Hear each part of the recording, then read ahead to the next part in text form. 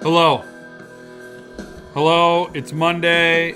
What a hell of a Monday it's been. What a hell of a week. And I'm here, you're here. Let's do this again. Let's talk books. Got a lot of books to talk about. I did like 15 minutes of show prep. But there's so much out there. And I know you're going to bring me some stuff that you want to talk about. But most of this stuff I just found in the last few minutes. And then we can talk about it. So, hello, Jesse Garcia's been blowing up the chat. There was nothing going on. Wait, can you hear me? Now, see, you can't make us wait, Jeff, but you can't make us leave. Jeffrey boy. Hello, Rob, Jesse, Mark. Mark is here. Andrew, Pizza Giraffe, Alexia, Tim. Hey, yo. Good to see you. Ron. Let's, Williams. Good to see you, William. Good to see you. Phil. Happy Monday. Congrats, Jeff, on the new day job. Guess, great to be with you all again for the first time in a while. Yes, it was great to see you. Nobody else was going to be blowing up the chat quite like that. You're the demolition team. You came in there and you're like, we're blowing this up. Hope everybody brought their hard hats. Just kidding. Don't care if you brought them or not.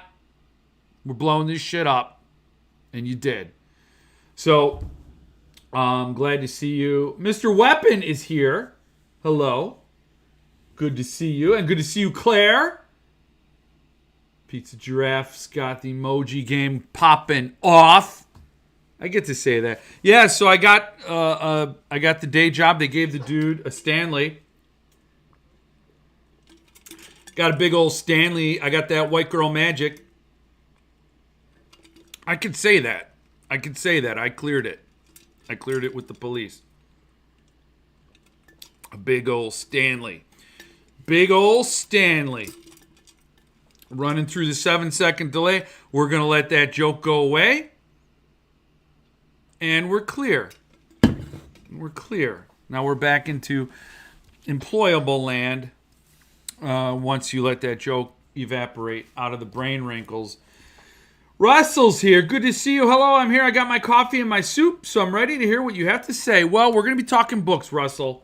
Got a lot of books, a lot of stuff, a lot of things that maybe you might want to get. How many Bibles did you have to sell to get that Stanley? No Bibles. I did not sell any Bibles. I didn't even sell any Fracassi Bibles. I guess if you want a Bible, you got to go to Paul Michael Caine because he's all involved in Bible. I don't want to say exploitation. That's not the right word at all. But he's into selling repurposed Bibles for $4,000. They cut holes in them. It allows the air to get through, the Holy Spirit. You cut a hole in a Bible, you can get a lot of energy through the Bible. It's science.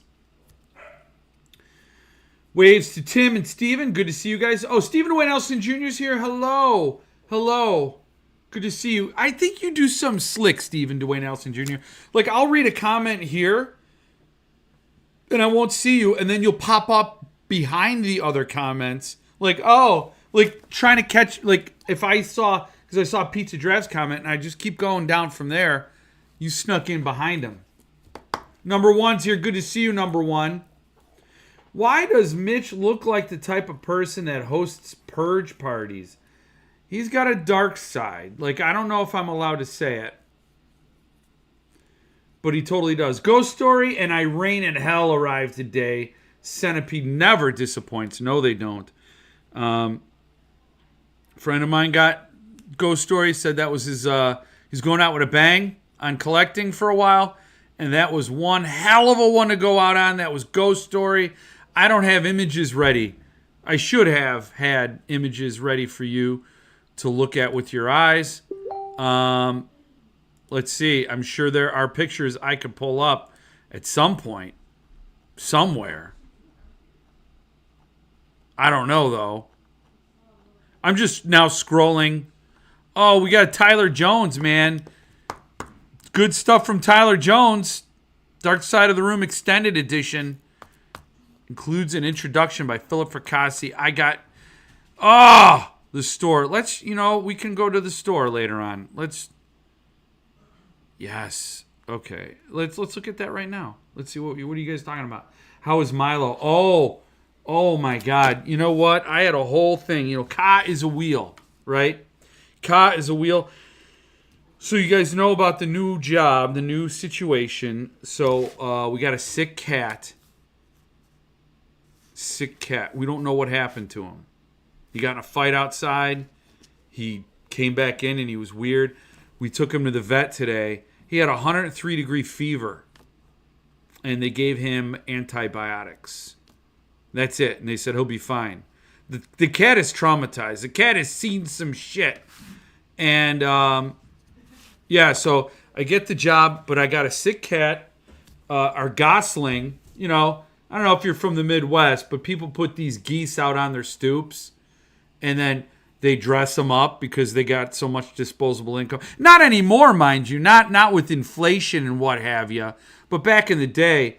And then I went outside and the goose was decapitated. The gosling. Our big goose is fine. So we wonder if Milo ran into this because his nose was bleeding.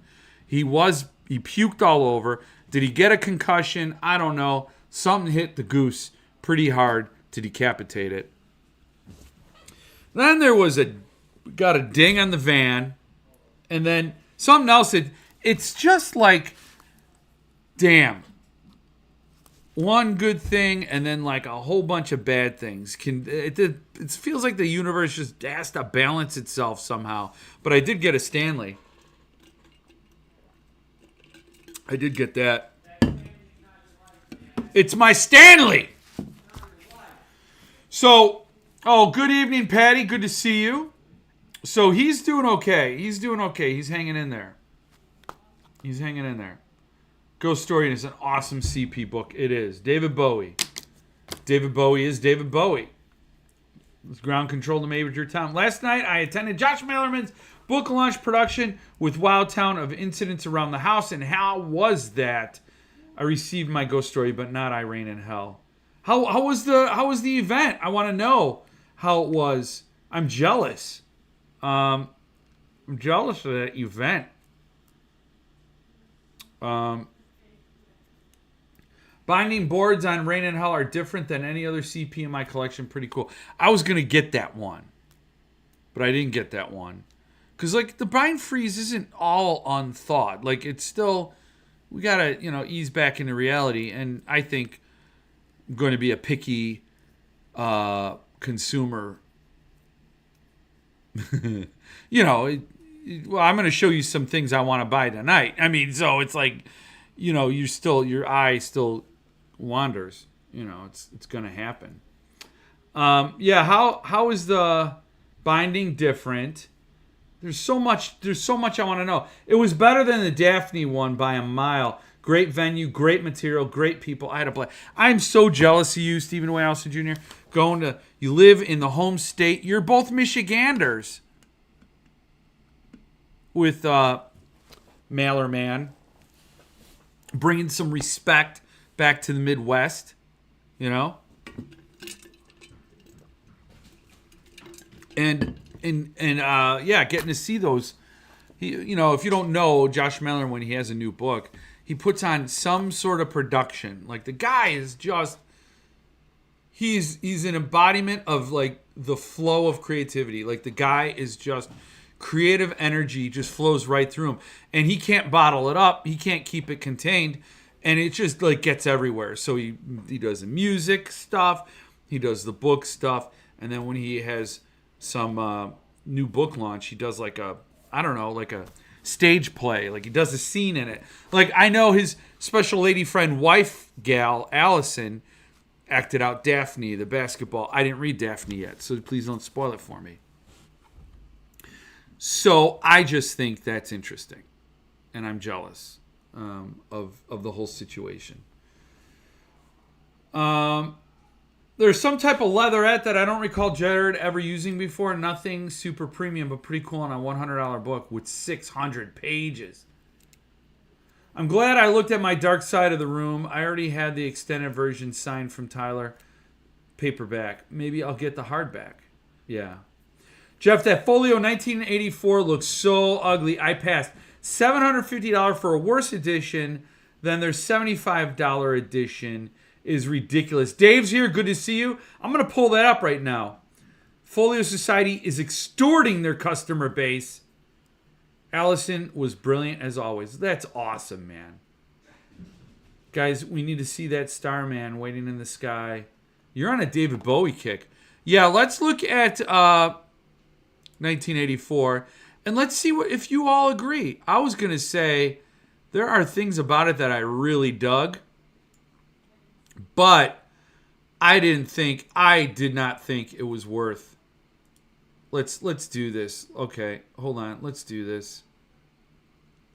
I'm going to have to go here and then go here and then go. Boom, there it is. How do you like that? How do you like them apples? So there's 1984. And what is really cool, I love the static on that tray case. I think that's cool. I like the pattern here. It's printed letterpress. It comes with these little stickers and shit. I mean, I know Big Brother is watching you. War is peace. You know, weakness is strength, or whatever it is. I don't know. That all that stuff that I got to reread that book. So yeah, when I saw this, I'm like, that's not a $750 production. It just doesn't look to be that way. I don't know if I would think that if I had it in my hand. So let's look at what it looks like. So, oh, is that Big Brother? Yeah, he's watching you. Pretty cool end sheets. Please note the sprayed edges there look like static. I dig that. The art is okay. I mean, it's okay. There it is. If you want to see the book again, I don't understand what this. I know it's an eye, and I know that's an eye, and I get it. But does it mean anything beyond just a very cool mosaic? And I say cool, but it's not $750 cool. You know what I mean? It just doesn't feel $750 cool. I might feel differently if they send it to me. Ignorance is strength. Freedom is slavery. War is peace. Big Brother is watching you. Tray case, cool. Is it $750 cool? I think that's what everybody's going to be thinking when they're on Folio's site and they're scrolling. Oh, hold up. I didn't even open my beer yet. It's been a day. Today was day one. So we're gonna do this. I got a Rapture Pilsner. A Pilsner. Usually not my jam, but you know, when you're talking Rapture, that was the pour. That was the whole can. Boop, there.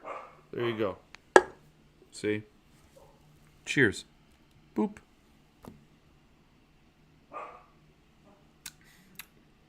That's good. That is good. And again, Pilsner's not my thing. And I won't lie to you if I don't like it.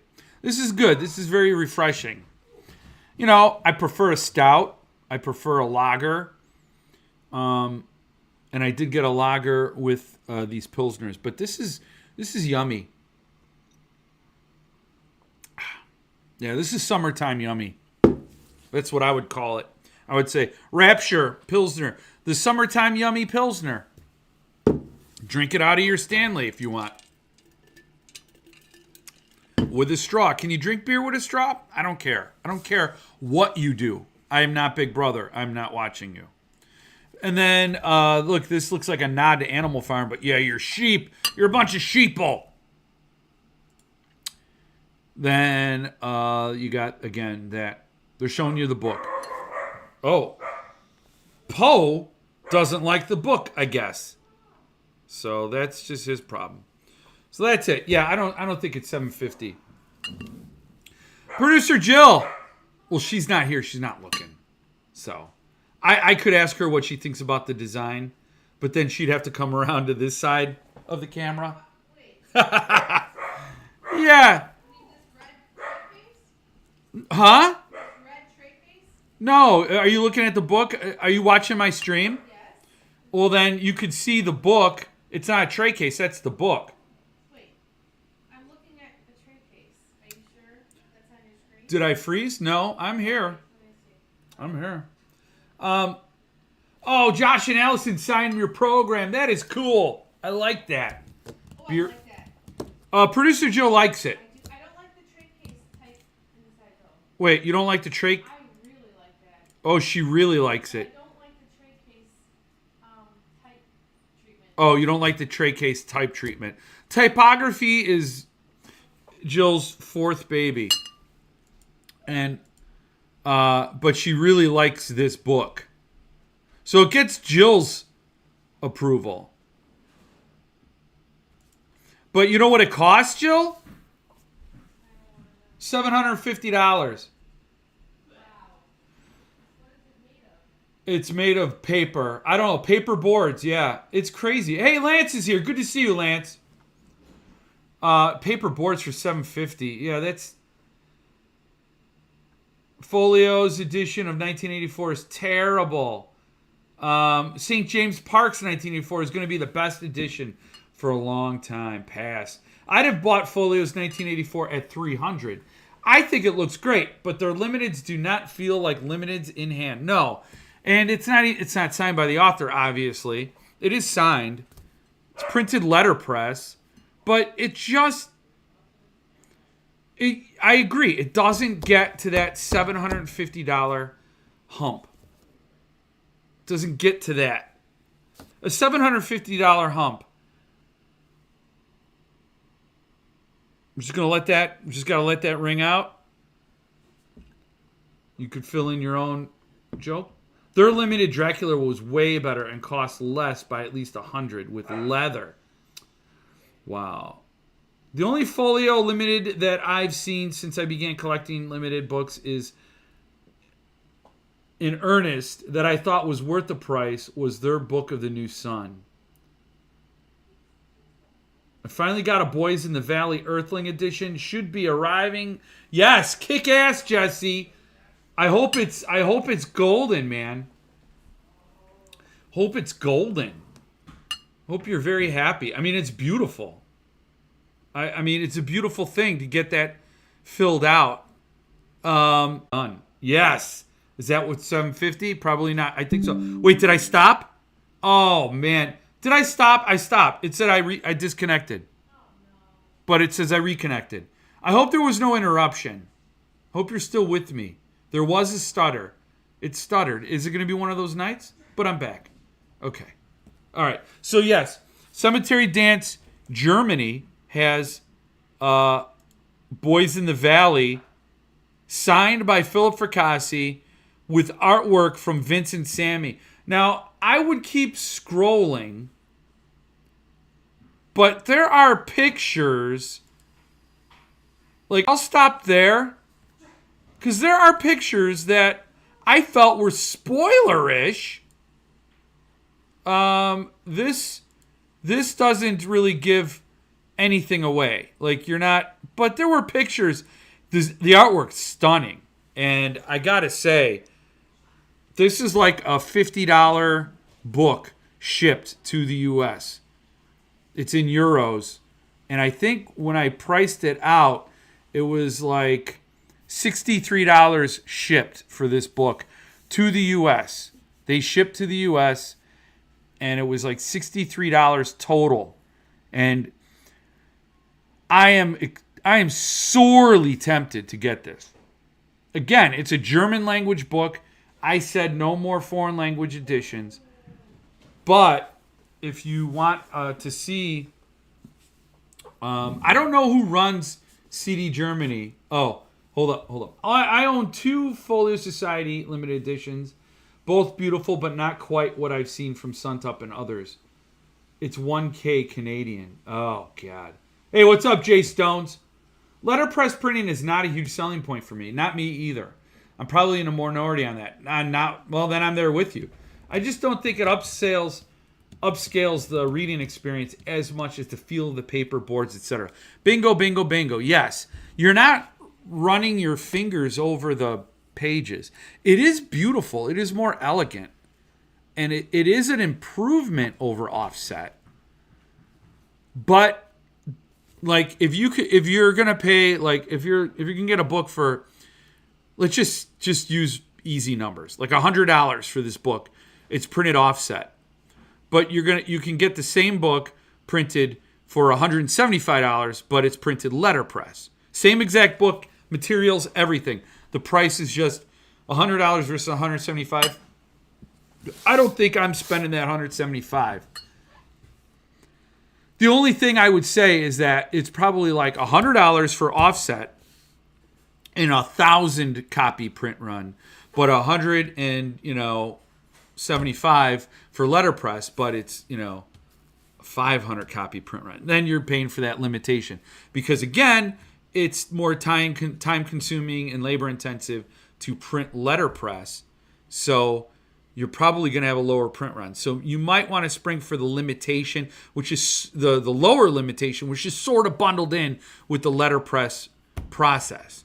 But if all things are equal, are you paying more? Are you going to pay a premium for the letterpress? Some people will. But if all the paper quality is the same, if all the boards and the materials are the same, I don't think so. I don't think I'm springing for that. Oh, hey, look at that. Philip Fricassi's here, Philip. Booyah. It's a Fricassi, Jeff. Howdy. Good to see you. Buchan Verlag. Yeah. Okay, folks. Trade Alone with Strangers or Child Alone with Strangers or Serafina or Folio Society, Bloodstone Meridian, next read. Oh, next read? I think Alone with Strangers or Serafina or Blood Meridian is your next read. I thought you were getting at purchase. Like, what should I buy? I would have said Serafina all day. I would go with Serafina or Child Alone. Blood Meridian's a heavy read. I need to read it, and I'm dying to read it. So, I would vote for Serafina.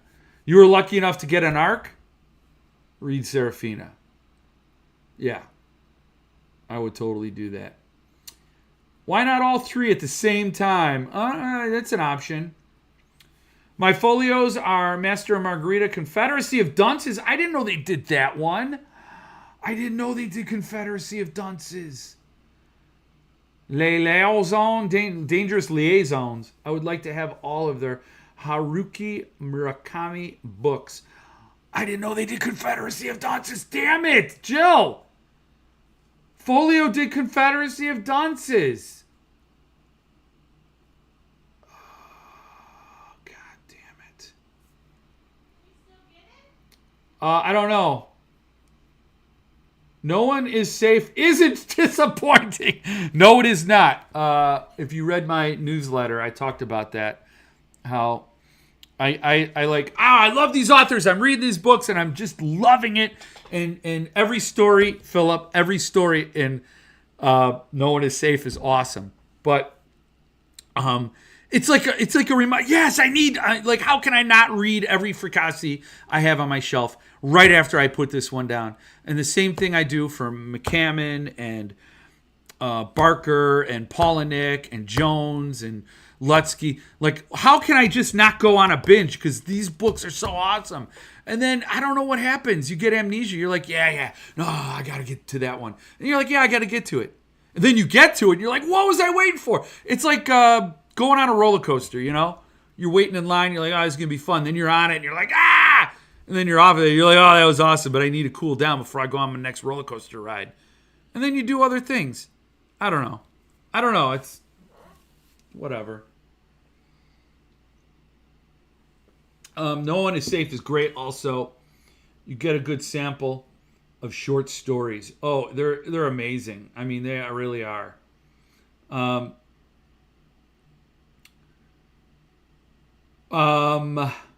What was I going to say? Where was I? I was popping around. I moved the thing. I moved the thing. The thing got moved. I need to study German. Yeah. Yes, you do. So here's the thing. If you're wondering about that art, though, I'm going to feel like a little kid again going to just look at them. I know. And Philip, you might not have been here, but I was going to scroll through the photos. But some of this art, man, some of this art is a little bit too much. Like, I think one of them at least is a little bit of a spoiler.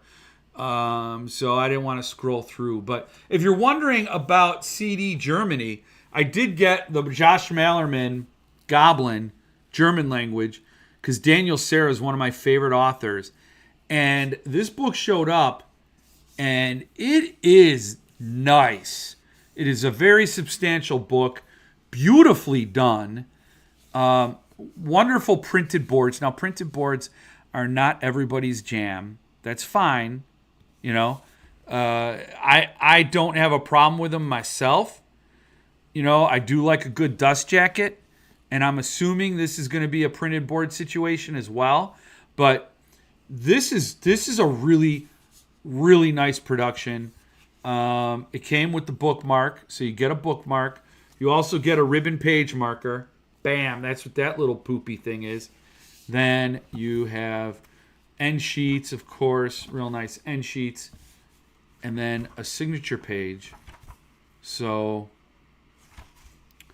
signed by the author and the artist. And then it's got this weird but cool little stamp, like a library stamp in there. And I'm only showing, and it's numbered. This is number 72. And I wonder if I could request number 72, Boys in the Valley.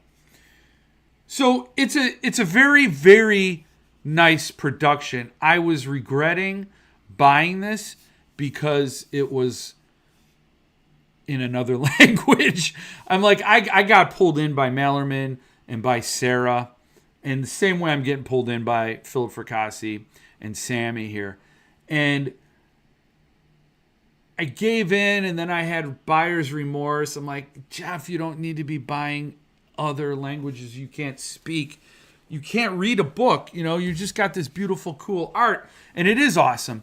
And then when I got it, I'm like, this is actually a lot nicer than I was expecting. So, as a basis for telling you about Boys in the Valley, I have experience with Cemetery Dance Germany, and it's nice, man. It is really a sweet production. So I was very pleasantly surprised because I was buying it just for the sort of the completist vibe in me, the whole, the trophy hunter vibe. I am a reader, but I'm also a collector, and I'm an addict. My name is Jeff. So I am sorely tempted, especially after getting that Goblin, sorely tempted to get this one. If you are a Murakami fan, you may want to keep an eye out for the Centipede edition of Wind Up Bird Chronicle that will be coming either out this year or next. Jason's here. Jason, I don't know if I said hi to you. I'm glad you came by. You haven't been here in a while. So Jason and Jesse, both your names are JG, your initials. You both have a red J emoji. So I often get you and Jesse mixed up at a glance. So if I didn't say hi to you, Jason, I apologize. I'm so glad to see you back. Good to see you here. Yes. And as always, Jason is vouching for Centipede, and that is always a vouch I will agree with.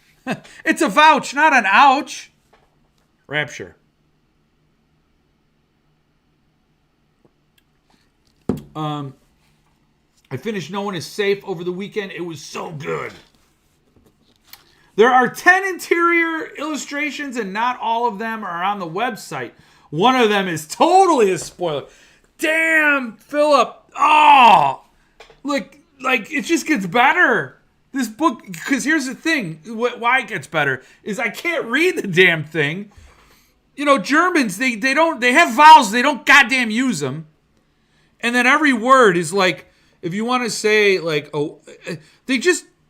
every word is like a rail car, a train, and they just latch letters onto the word to say more things. So they get the whole line is one word. I don't speak German.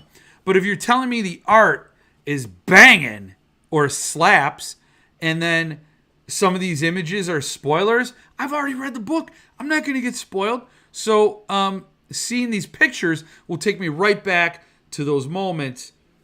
You get a Philip Fracassi signature. You get a Vincent Sammy signature. You get stunning art. And you get a trophy. So for $63. I mean, it's not,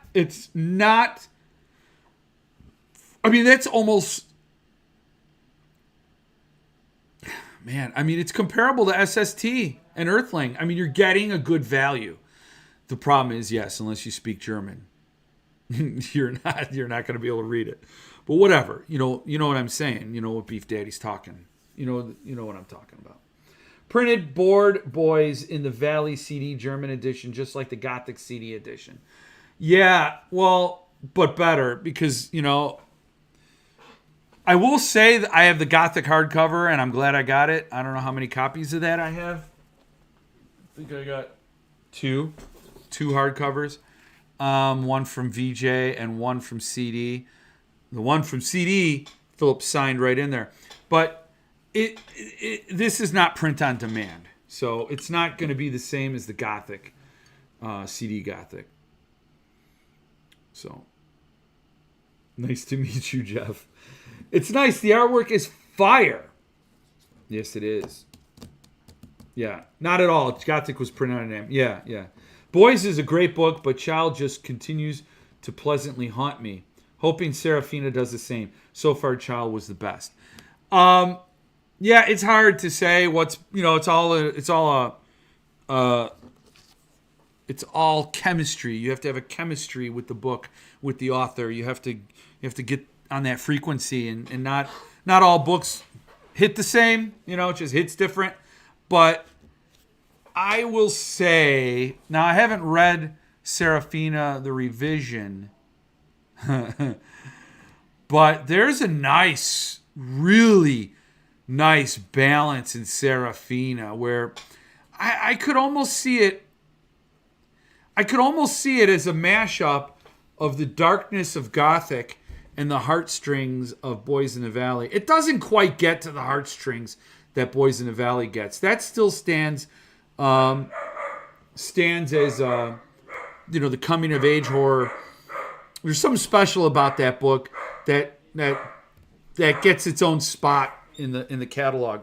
But when you're talking about darkness and horror, the Serafina, man, that gets to some dark places, and I loved it. And I loved, I guess why I was comparing it to Boys in the Valley was the historic quality of it.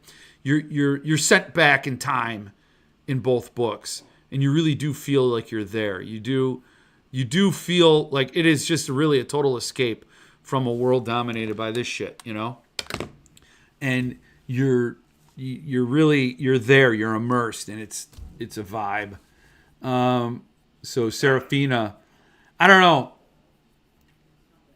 know. I would say, I mean, Boys is, I don't know.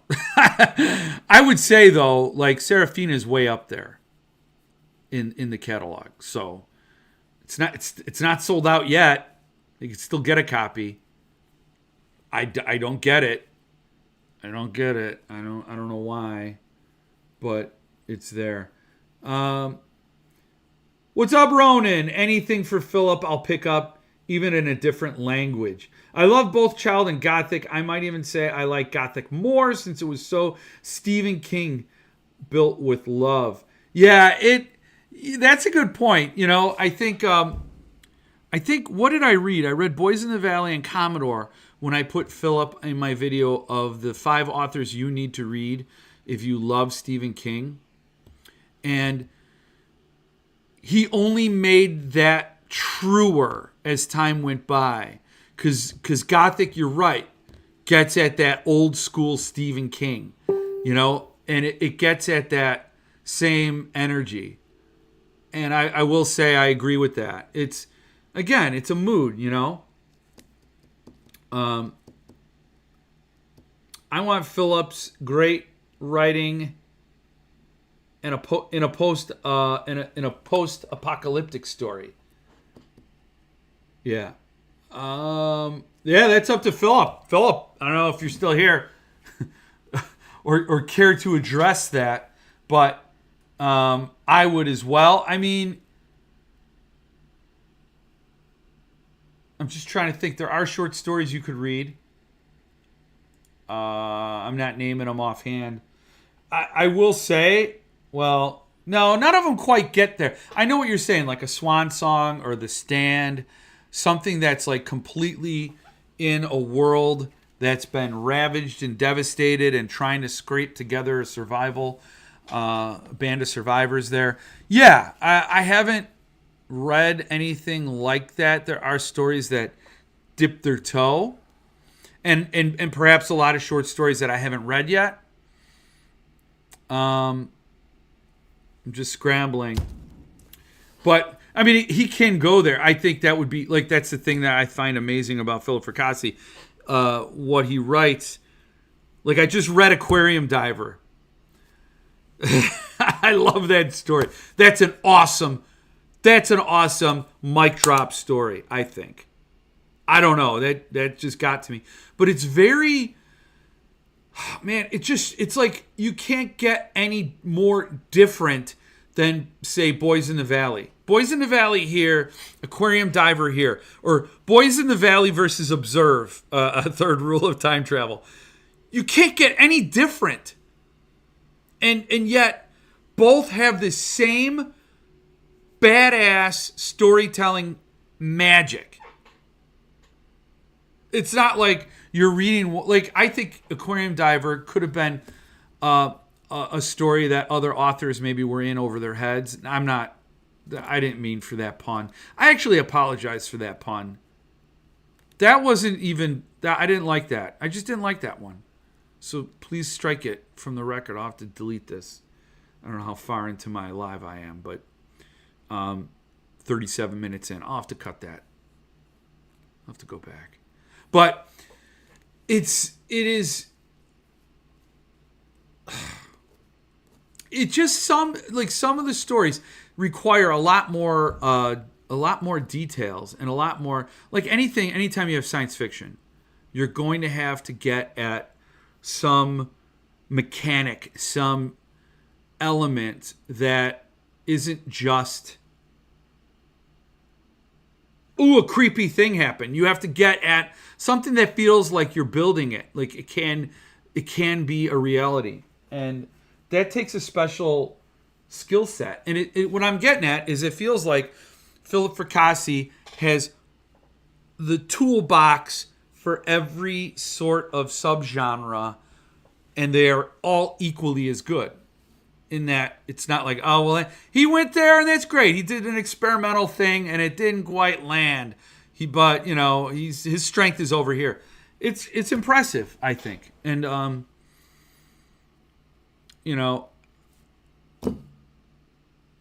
that's why it's so hard for me to pick a favorite.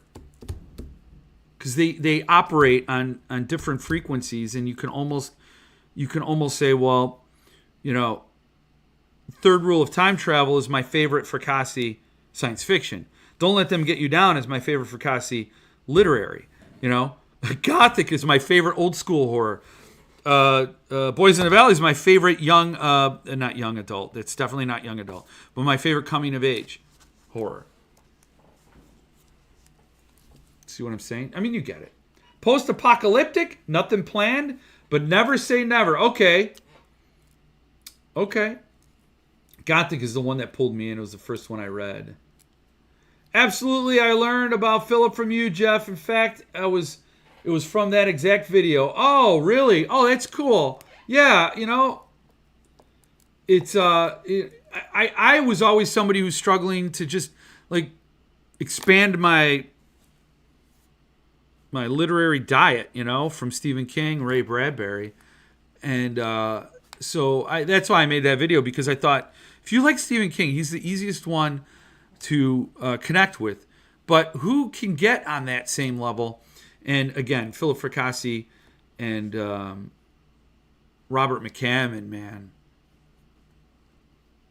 Both authors right there on his level. And it's why I'm like, Robert McCammon and Phil Fracassi should just be just as known and as well regarded.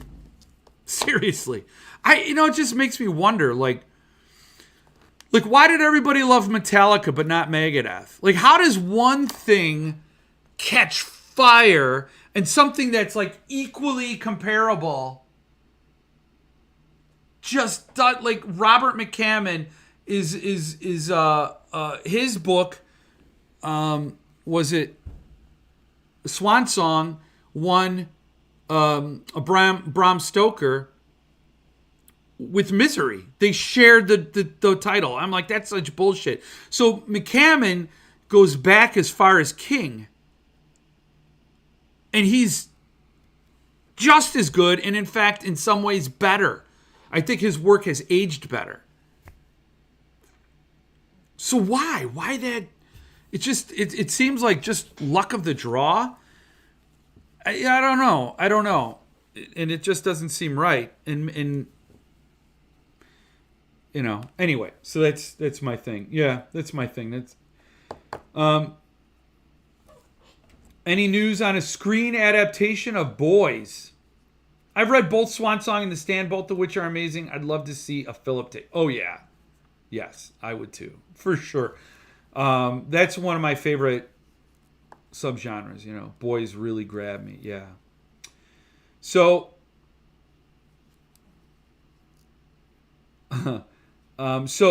as far as an adaptation of Boys, not really. Still being shopped around. My agents are very focused on Third Rule of Time Travel. I do have a big studio movie going into production this year based on one of my shorts. Eat My Shorts. It's a Bart Simpson.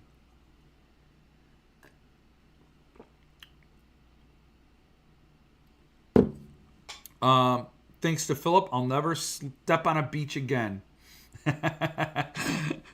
I'll never take a book to a beach again.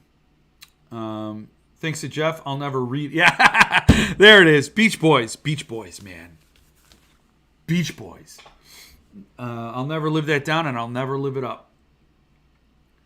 I would encourage anyone to also support Philip on Patreon. I recently joined his Patreon, and it's just wonderful. Glad to be a part of the community and supporting this wonderful author. Yep. Welcome to the Patreons. Megadeth was a killer band name and had less... Megadeth was a sillier band name and had less accessible songs. Yeah, I know, but... yeah, I guess, Metallica's big breakthrough was the Black Album. And so...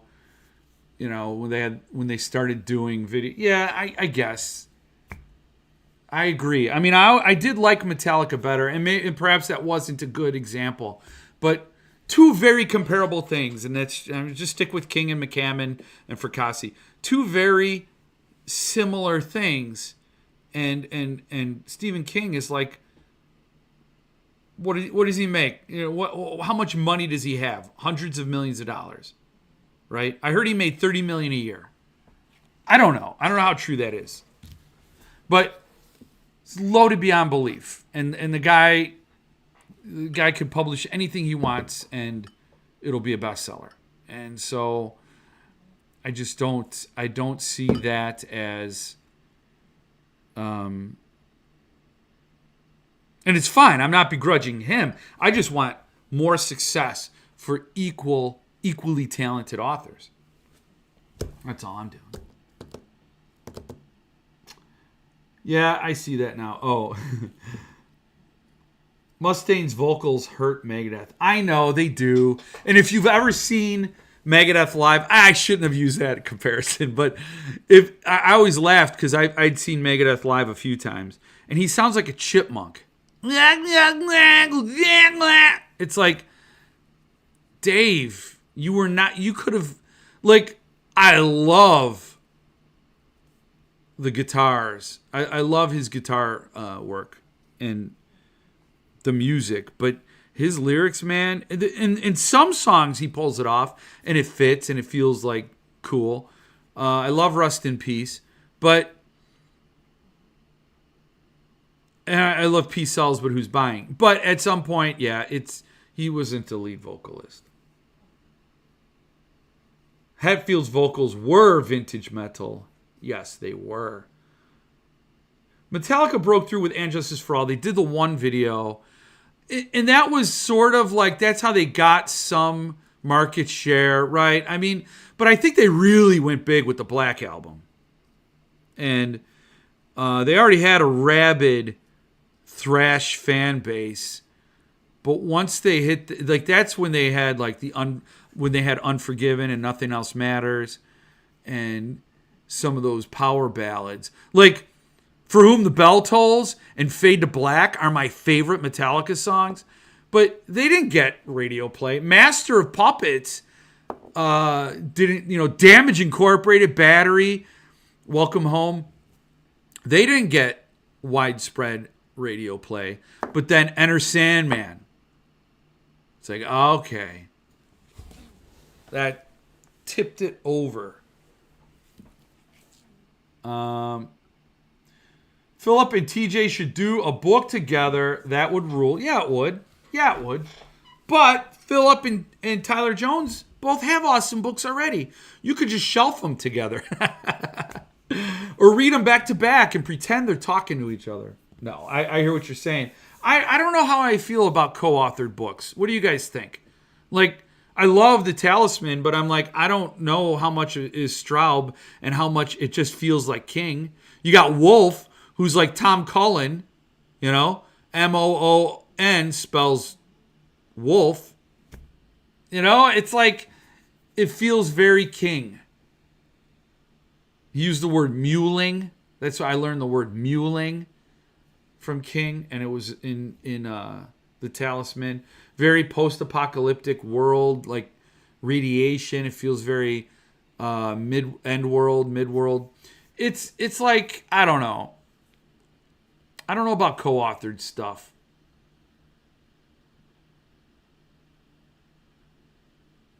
It's the story,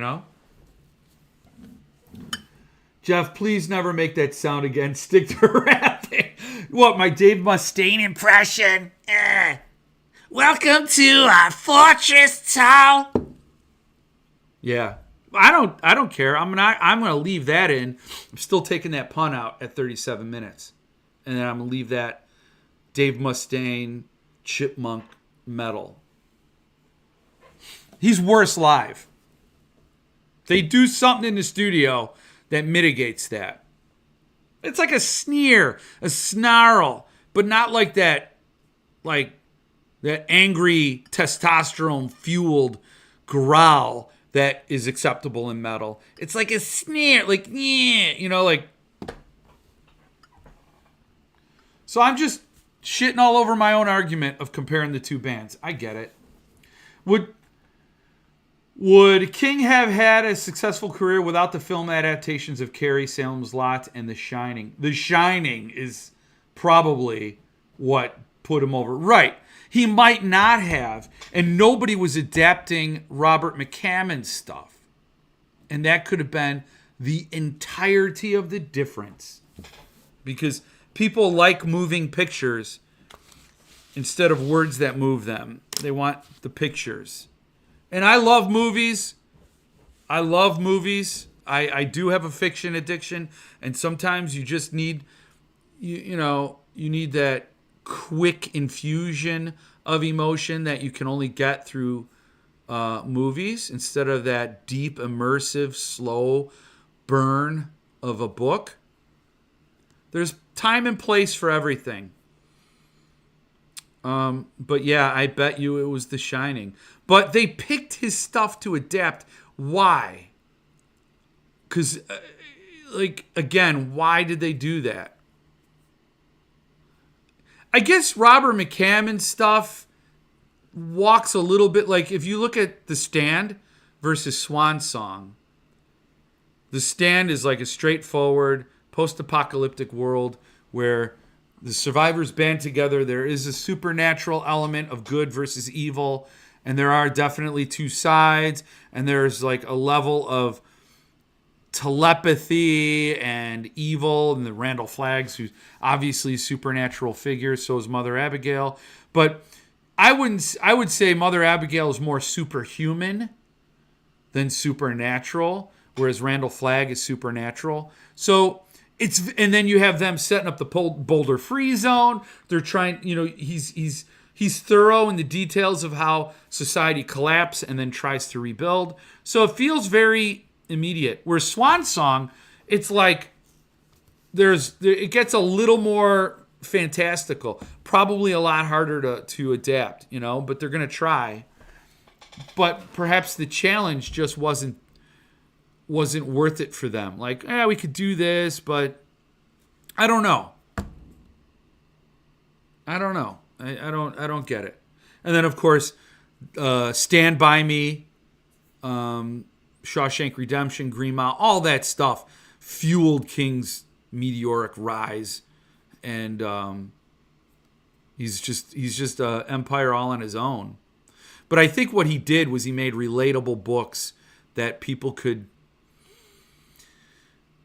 A lot of people said these are people that his books are populated with like good, identifiably recognizable people. Like, we know these people, we live next door to them, but there's something off. And we all like to judge people. We all like to think, what are they doing when nobody's looking? And like, you create these stories about what goes on when the doors are closed and when nobody could see. And so I think that was the charm and the appeal. They're very accessible.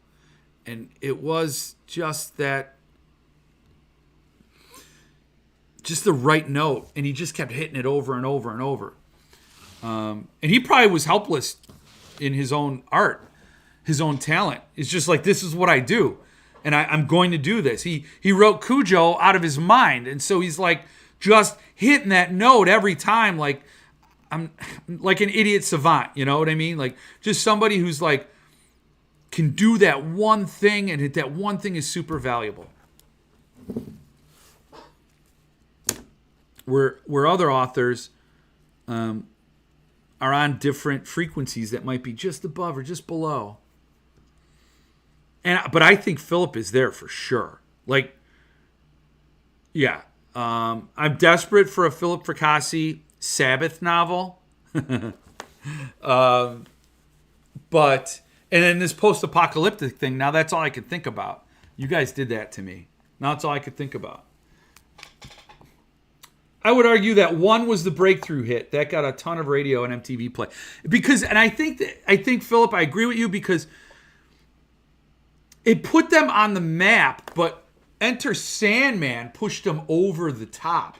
But one really brought them to a bigger, like, okay, that got radio play because they were such douchebags about videos. Lars was such a prick. And he was like, no, that's a sellout. We make music. We make music. And then they come out with this video for one, probably because the record labels are like, dickheads, you're doing a video. I ain't doing one. Everybody else is doing one. You're doing one. So now their feet were to the fire. And then they did this highly conceptual, very cool video. They did it right. They came out the gate without just like, hey, they're jamming in a garage or kicking stuff around. They're acting silly. They're hamming it up to get a little of personality in there. No, they went with this themed cinematic thing. They had a film they could draw visuals from that were very disturbing. And the message, was timely. I think there was a lot of stuff going on.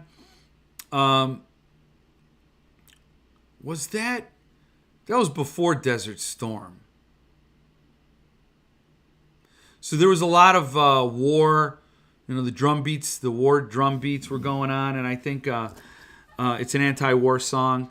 And so they hit it out of the park with that. And it was very, I don't know. But it was a long song. They had to shorten it for radio play. And I think it was probably pretty limited to the potential as opposed to the catchy Enter Sandman. Very short, very, very easy to, very catchy. So, and then from there it was like, whatever. That's my thoughts anyway. My thoughts are not educated at all. Jeff, please. Okay, yes. I'm astonished Seraphina is still available. Yeah, I wonder how many copies are left. The cover art looks so incredible. I bought a copy the first hour it dropped. Glad to get one regardless. Yeah, I think it's amazing it's still available. It's ridiculous. Black House felt more like Straub than in the first 100 pages. Maybe that's why I didn't connect with that one as much. Wait, what is the stream about? Zeting Ray. Metallica. This stream's all about Metallica. That's all we ever... We only talk about Metallica on Mondays. It's Metallica Monday. The Expanse series has 2 authors. I believe they alternate chapters. Haven't had time to start the series yet. I don't know how I would like that. I think it was more noticeable, who wrote that in Black House than in The Talisman. Yeah. Look how long it took them to adapt The Stand compared to some of King's other books. Yeah, because it was 1,000 pages. And you have to do a miniseries. And you have to get someone other than Rob Lowe in it. As Nick Andros. Hey, Rob Lowe, be in this movie, but don't say a goddamn word.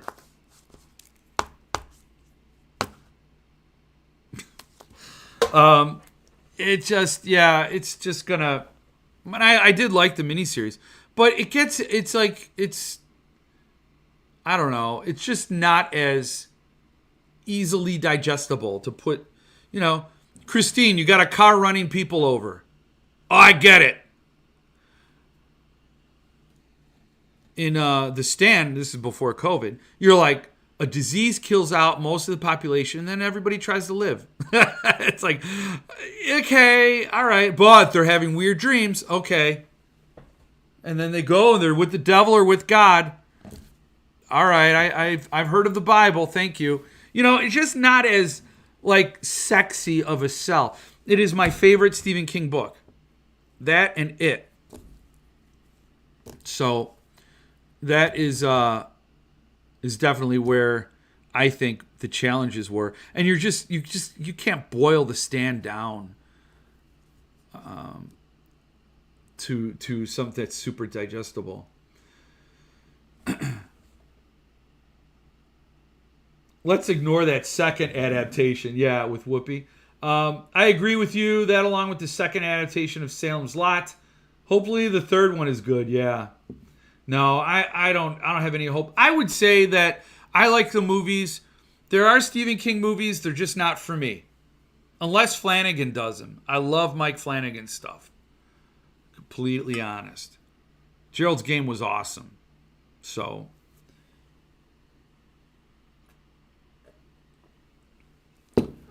It was only 3 years from the Shining book till the movie. Yeah. Yeah, that's a quick turnaround. I mean, and I think that makes sense because if they have a bestseller on their hands, they already had Salem's Lot, right? Salem's Lot was already out. They had Carrie, they had Salem's Lot. Carrie with Sissy Spacek. I assume those were timely. I mean, I know they were out before The Shining. And so you're like, all right, this guy's producing some great stuff. We need original content. They wanted to strike while the iron was hot, but they got Stanley Kubrick, who is a filmmaker. He's not just he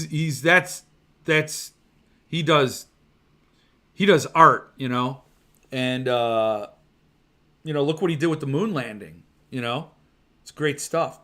But you got that level that really ups it.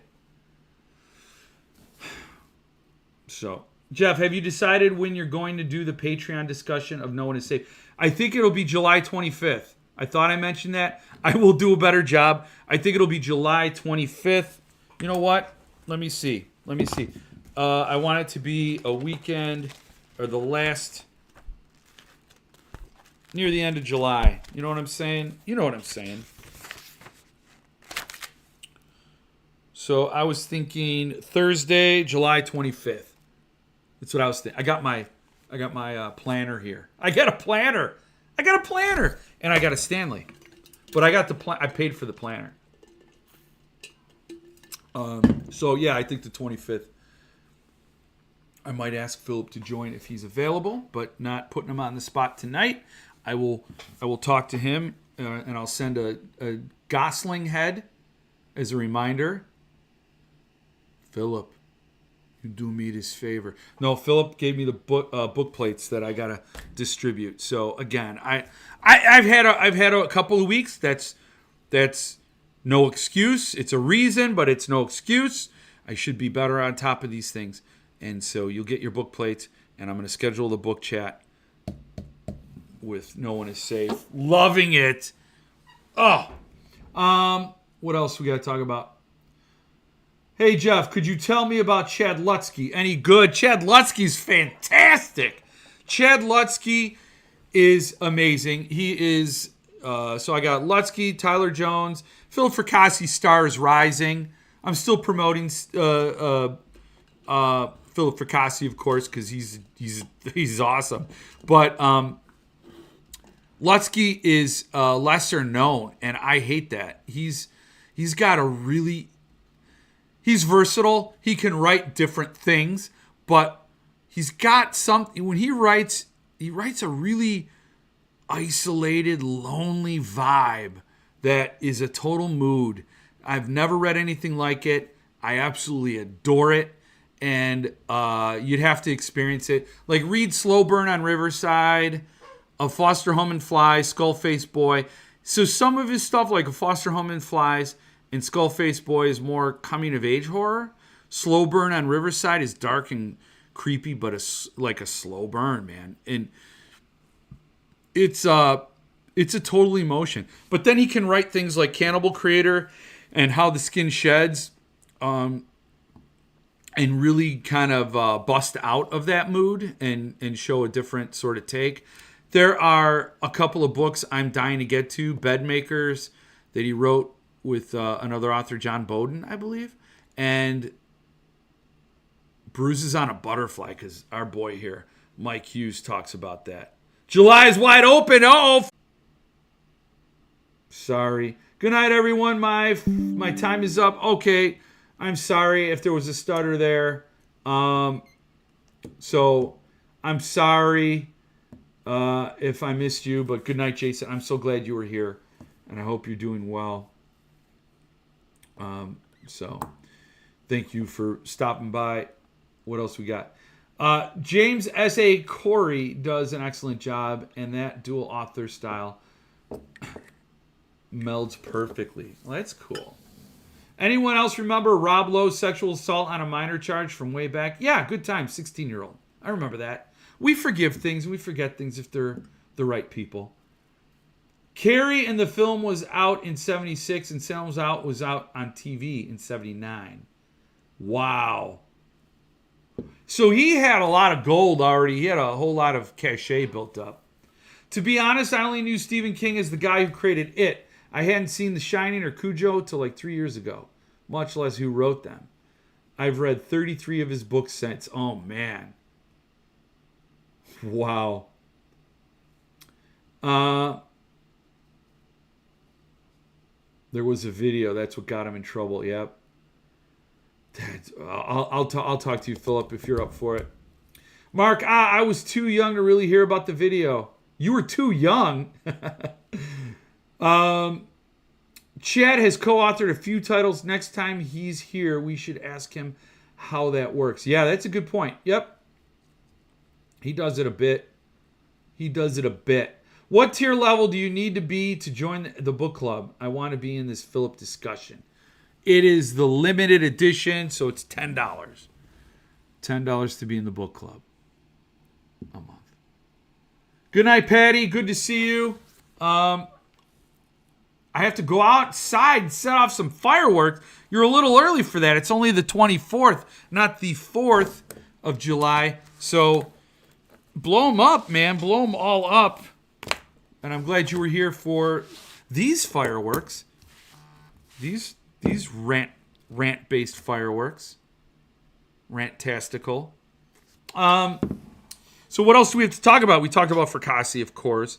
Talked about some of my bad luck. We talked about the Foldio, $850, $750. Although I don't know what it will cost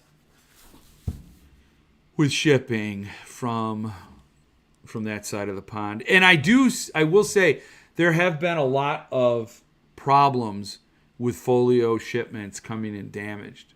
So they're good with replacing, but I've seen a lot of complaints. Have to bounce early this week. Oh, take it easy, man. Take it easy. Stephen Wayne Elson Jr. I was gonna rant about VJ Books, but you go have a good week, man.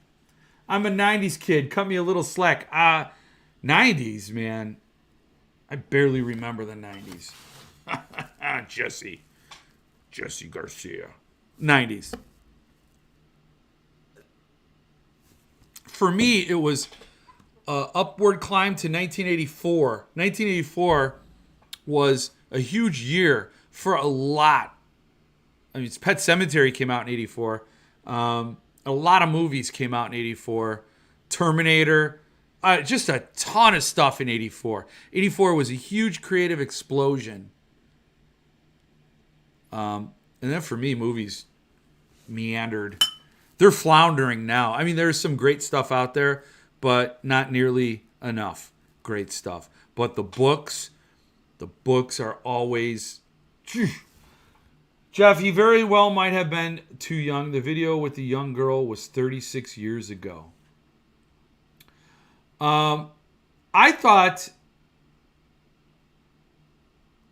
that was Stephen Dwayne Elson Jr. saying I was too young to really hear about the video.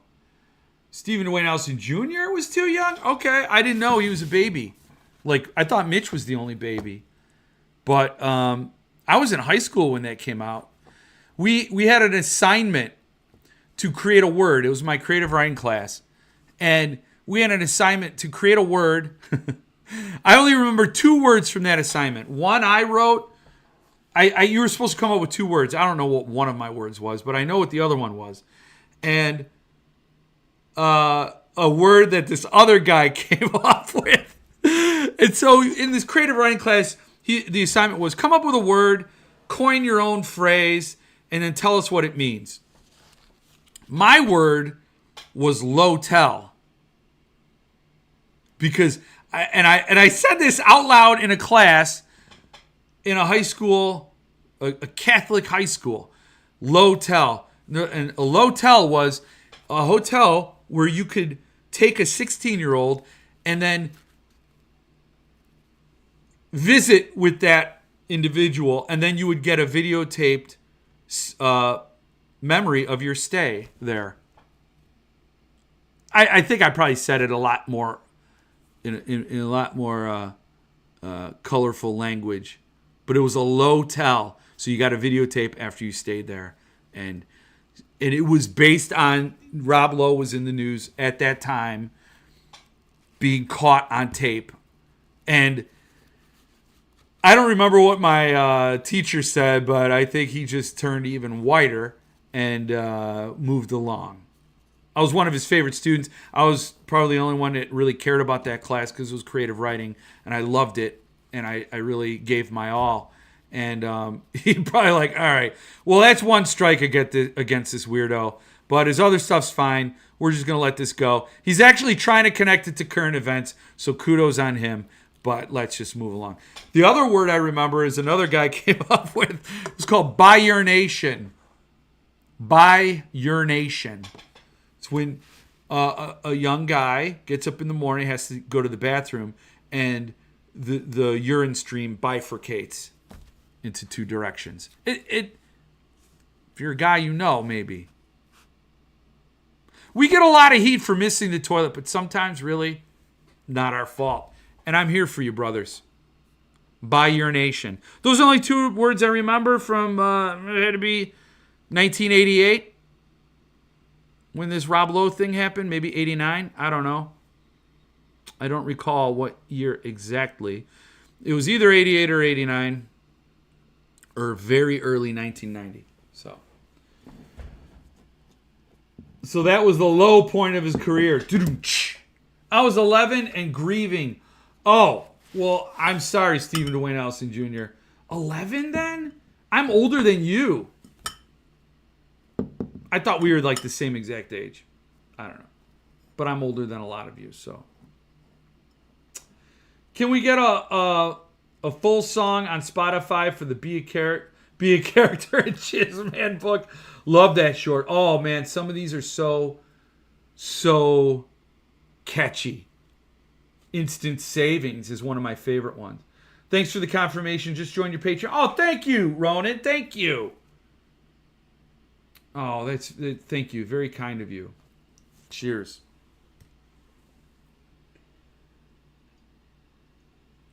SST boxes are good, but folios are usually damaged. Yes. You know, the thing with my SST boxes, and I was going to talk about Donut Legion. I just got Donut Legion, and he gave the dude an ARC. And in the video, I said, this is my only ARC from Lansdale, SST Lansdale. That wasn't true. I got the Big Lizard ARC, and I gave it away on this channel. And did I give it to you, Jason? Jason left. I don't remember who I gave it to, but I did a giveaway. So I did have a Lansdale ARC from SST previously, but I no longer have it. Oh, man. I thought, so Stephen Dwayne Allison Jr., apologies if that thing brought up a bad memory. Nobody is responsible for knowing all of Rob Lowe's dirty deeds. I had been working at my job for 14 years when that video was released. Damn. No tell, motel. Yeah. This was the opposite. It was like you got a videotape. So, was Rob Lowe a PDF file? 1988. And the guy has a career. He didn't go to jail. He didn't do time. That is a felony. How did he not go to jail for a long time? And he has a career, and everybody just doesn't care about it. R. Kelly goes to jail. Very similar situation. Maybe R. Kelly is more widespread and did it more and has a unignorable victim base, I guess. But the fact remains, it doesn't matter how many times you've done a felony. That's a real victim. I was 20 in 88. I wasn't quite there. I have all the SST Lansdale ARCs. Love them. Yeah, you're an SST Lansdale boy. 20 also in 88. How is it possible for Tyler to still have copies left from that 50? I know you bring that up, and it is really the same thing. I wonder how Serafina could still be around. I wonder how he could have that, because there was no internet back then, no social media. Yeah. I mean, I think, yes, you're right. If there was social media then, he would have been flayed, and that would have been it would have been it. I think Rob Lowe didn't check for ID. Yeah, I thought she was older. Is that your defense? Like, has that worked for other people? Like, is that a sound? I don't think you can get away with ignorance in that regard. Sorry, Rob. So there is one more thing I wanted to talk about with where are we at here? With VJ Books. But yes, if you want to look here, here's Tyler Jones shop. Turn Up the Sun, limited edition Dark Room series, and it is still available. 4 books. Turn Up the Sun, Strider, Sidewinder, Trip Sideways. There they are. The Dark Room series, awesome stuff. 4 books. Signed, limited to 50. So it's $40 each book. You get 4 books. Yeah. And it's still available. I don't know how many are left. I don't know. I can't imagine too many are. But get over to Tyler Jones' shop. It's tylerjones.net. I mean, you can't not find it. It's not tough. It's not hard to find. How many people here remember using AOL? I do. I used AOL. Who remembers getting that disc from Kmart? It was free internet access. I mean, you had to pay your phone bill because you had to use your landline to get online. And you in the Kmart would give you the disc where you can access free internet, but you had to put up with a floating banner ad. It would just float around in your screensaver, I think, or it would be at the bottom of your screen. You just couldn't get rid of it. You're like, whatever, I got free internet. And you couldn't even look at still photos. They'd have to download to your screen, and it looked like your screen was printing it out on your browser window. The image would populate line by line. Those were the days. So, yes, the last thing I want to talk about is VJ Books is going out of business. 2400 baud modem picture took me a long time to load. Oh no. 2400 bad modem. I don't even know what that would have been. That's the thing. Your friends would send you pictures and they'd be like vile. These pictures would be vile. You'd be like, oh, what's this? You click on it and it would start developing in front of your face, like line by line, and you'd see the picture. You're like, oh God, no! Oh God, no! And you'd have to close out your browser. You'd have to get out of there because it would be some awful, disgusting shock photo. Yes, VJ is still going out of business, and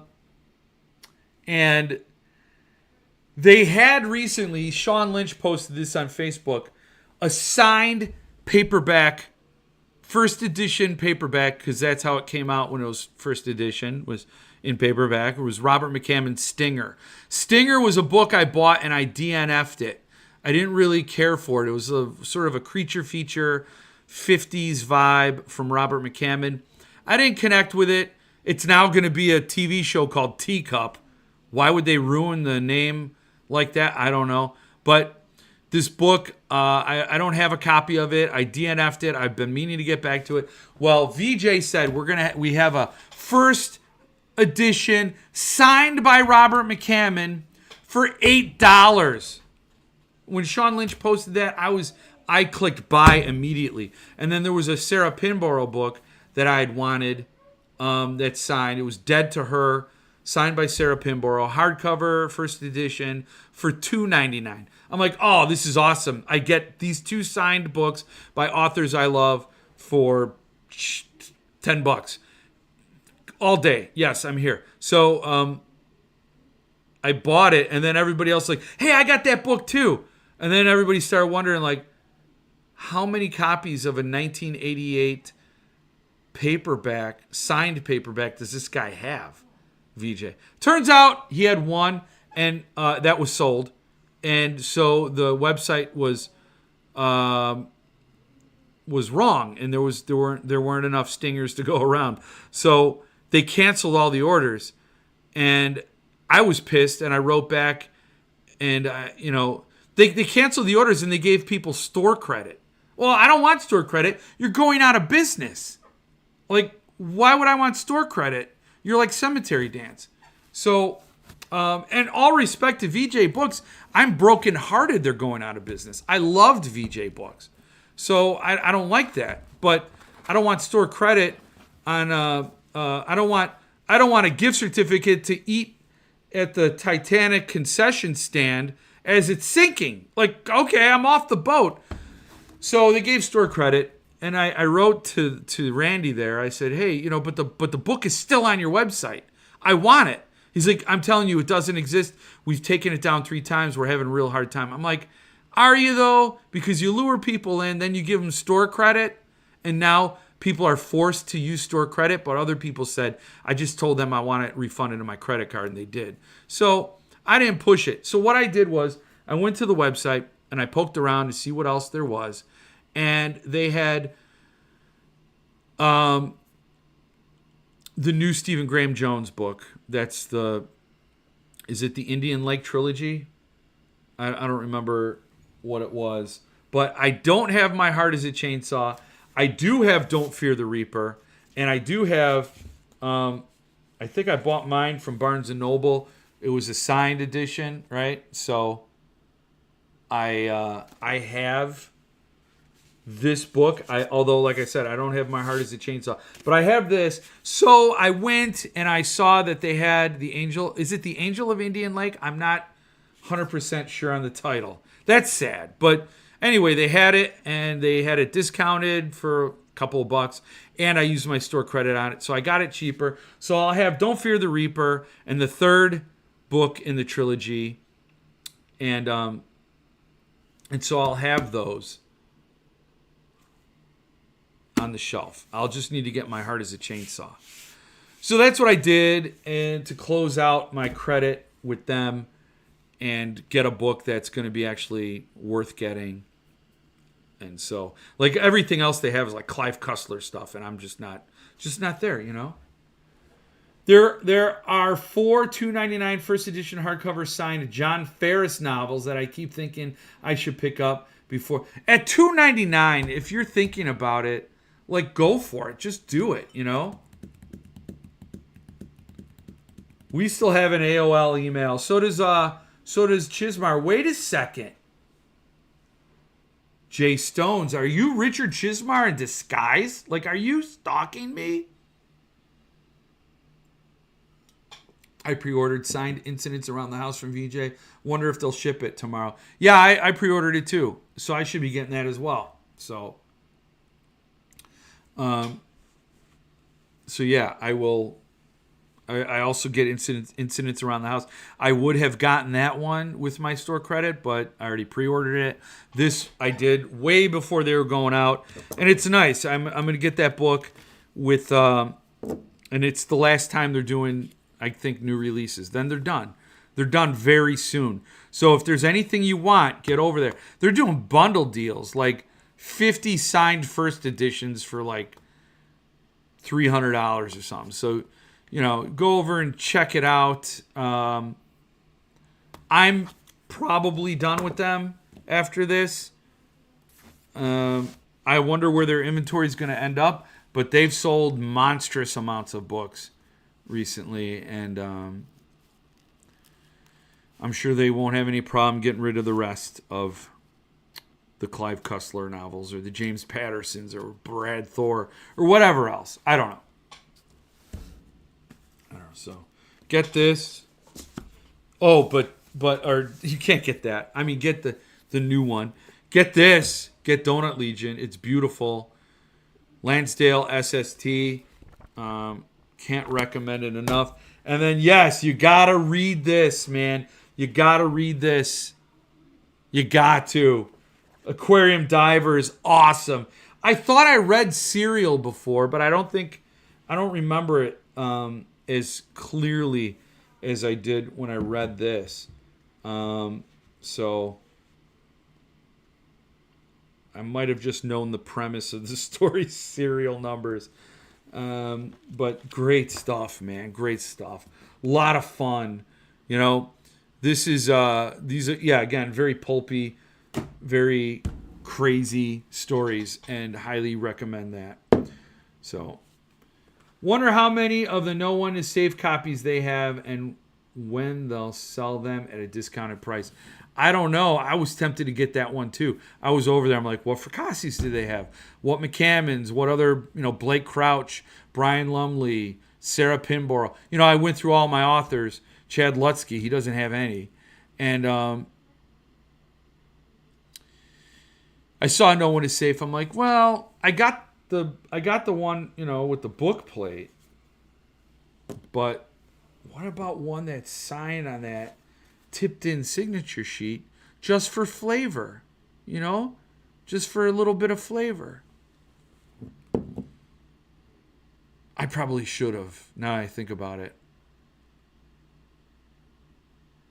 Yeah, I should have. So get over and get that. Do it. Go get it. Hop on it. So that is all the show I had prepared for this evening. I didn't have any more show. I'm like, the Stanley was going to, I planned on talking about the Stanley for 20, 30 minutes. Oh, that water's still ice cold. Jeff question. Okay, great hanging out, folks. Great to have you here, Philip. It was a fricassee kind of evening. It was headed that way anyway. But Andrew's got a question for Jeff. What could I possibly know that is of use to you or anybody? What do you think of Nepenthe putting out another pre-order before shipping out the first? I don't know. Did Unquiet Slumbers even sell out? It's hard because these presses are starting up, but they need the money. They need the cash infusion, like they need those sales to spend on the books, to build the books. So it's like, instead of a Kickstarter, you do pre-orders. But if the pre-orders don't sell out and they don't quite achieve the level that you need them to, then you're left with this deficit. So what do? Well, you kick in a new pre-order. I'm not saying that's what they did, but you got new cash infusion. So you got to figure out, what is that pre-order, what is that inaugural book going to be that lights that fuse where you're funded. It went all the way. And now you have that money. Now you're rolling into another property and another book and another book and another book. And so, you got to get that flame burning. You got your little kindling, you got your logs, and you got to get that going. So if you come out with a book that's like an anthology, which is a hard sell, and a new press, and it's sort of like, I think there were a couple of good anchor authors in there. I don't quite recall. But an anthology of folk horror, is that straight up fire? Look at Suntup. Misery. With a bonkers, he went for the moon. He's like, hey, look, I'm gonna do a Misery lettered edition for $4,000. Oh, hi, by the way, my name's Paul Suntup. Anyway, back to the book. I repurposed actual typewriter keys and inset them into the covers. And your designation is going to be a key on the back. And it's like, people were like, what the hell is this? And it's signed by Stephen King. So you got the trophy hunters, you got the fans that love Misery. Misery is one of his best books. I think it's the book I've reread the most out of his catalog. I've read it, The Stand, but I've read Misery 4 times. So when you start with that and you go full tank on that book, that sold out insanely fast. Then the next book was Haunting of Hill House, and it was it sold out, but it took a little bit of time. And then Horns, boom, straight fire, Joe Hill. This guy's another King house. He's attached rights to this. There will be new King. You keep that fire going, Then after Hill House. Then after Joe Hill with Horns came Rosemary's Baby, and then The Road, and there was starting to be a slowdown. Then you know what happened? The book started dropping. Bang! People saw this this guy's not joking. It's even better than these pictures show it. And then that just got that ball rolling. So I think the inaugural books, the inaugural titles, look at Conversation Tree Press. A good comparison between Conversation Tree is Curious King. Curious King, man, a sexy title signed by the author of a very popular series that's tied to two other books. So it's not just the one book, but I'm not even counting Ready Player One. That was a rebind. But then you got Blade itself, First Law trilogy, boom. Then he's going after trilogies and sets, the fifth season, Hyperion Cantos. These are things that are like, oh, they're getting everybody excited. A full trilogy. It's going to look great on my shelf. It's like straight fire. Then you got Conversation Tree Press, which just did Peter Pan. Was that their inaugural title? It's not going to catch fire. You need it to burn hot and fast right away. Then you could throw the wet logs on there or the slower burners, and you start to build your reputation. Peter Pan looks gorgeous, but it's Peter Pan. So Nepenthe, I'm not an expert. I'm not a business strategist for these publishers, but that is like, I think, what you do. It's what you do. You get like, look at Levidian, brings over Joe Hill, launches with Revival, a very recent Stephen King book, and he does it just like you did the Suntup model. He didn't get the signature, but that's okay. He did that, and then he did the whole Joe Hill library. He's on that. Then he brought over McCammon, and then he can do the Scott Carsons and the Dean Kuntzes and the Catriona Wards. Even though Catriona Ward was a very trendy, buzzy author, but you did it right by getting Philip Fracassi. And, I think again, you have to get those hot titles in there. Look what, Suntop, even in this quarter, number one most requested, top 5 most requested, and a supernova of a book. Boom, get that. You got to keep stoking them, Everybody talks about Bram Stoker. I don't know how many Brams he's stoked. That pun's staying in. I don't care. So, take it easy, William. Later on, great hanging out. Yes, take it easy, Philip. What do you think? Okay. I want to support, but I kind of wanted to see the quality of the first set. Yeah, I know. That's the thing. It's like you got to drop those books to show, like, yes, it's going to live up. It can't just live up. It has to exceed. It has to be something. And then Conversation Tree Press did Fawn, but they're really like going way high in that price range. And a short story for $500 is hard. It's a hard sell. I mean, it was like $200 for the standard, right? Or whatever. But people got to see the production value. It looks gorgeous. Francois nailed it. But it does get harder to catch fire if you don't maintain that heat. Kevin, am I on time? You could just watch the playback and stay back. I don't know.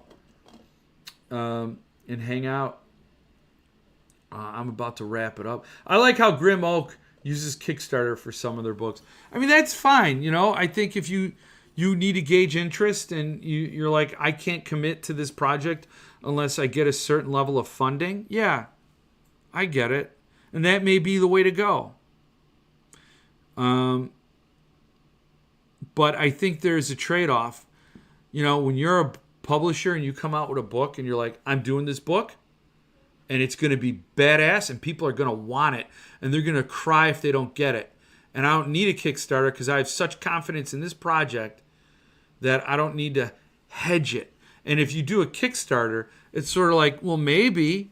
And I don't know, it sends a different sort of signal. Not necessarily, but, because I look at, because is it a Grim Oak book or is it a Kickstarter book? It's sort of a differentiator that you associate it. Kickstarter's a bigger brand, a bigger thing, entity, where you're like, oh, it's a Kickstarter. Well, no, it's a Grim Oak title. Or no, it's a Crystal Lake title. Or, whatever it is. Dark Regions. And you're like, oh, okay. But you still see that name Kickstarter. It's a Kickstarter project. So it kind of diminishes the star. It dims the star. It kind of competes with the publisher a little bit. Thanks for answering. I know you were trying to end this. Yes. Let's end this. I always catch up on the videos afterwards. Sorry, a travel week for me. No problem, Kevin. I'm glad you could be here. We're not far out from Fracassi Fest, man. And I know, Kevin, you're going to be there. Mike Hughes is going to be there. Philip Fracassi is going to be there. He's kind of important. It's going to be stellar. So we're, a little more than a month away. That's coming up August. So get your ticks. I've seen, not ticks, not like the bugs. I was trying to be like TIX. And I don't know if this is good for me to do that gesture. But get your tickets. I see some people walking around with the Fracassi Fest gear on. I'm going to get Mitch on this channel and make him answer for some stuff. But anyway, so until then, go get Boys in the Valley, Cemetery Dance, Germany. And you'll be happy you did. I love my goblin. And, that's what it is. I sometimes don't know how to end sentences.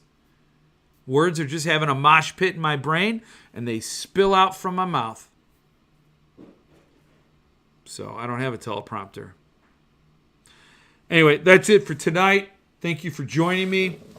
Mike got his t-shirt this week, so he'll be there, and I'll wear my t-shirt. I'll have Mitch on to talk about it, and we'll all get you some answers. Even though it's really, what do you need to know? It's going to be us. It's going to be us hanging out with one of the best authors writing today. So I don't know what other incentive anybody else would need, but take it easy. I will see you next week. It's been a crazy time, man.